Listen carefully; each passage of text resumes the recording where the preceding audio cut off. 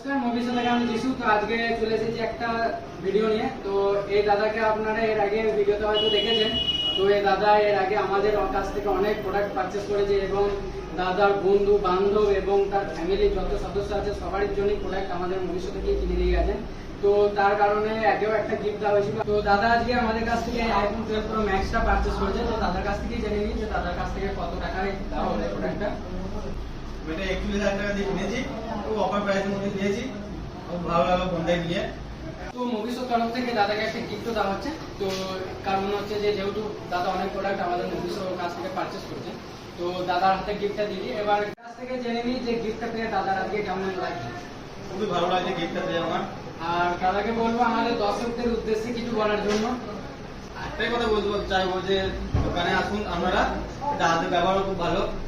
আপনারা মোবাইল নিয়ে যান, এখান থেকে কোনো অসুবিধাই হবে না, কোনো প্রবলেম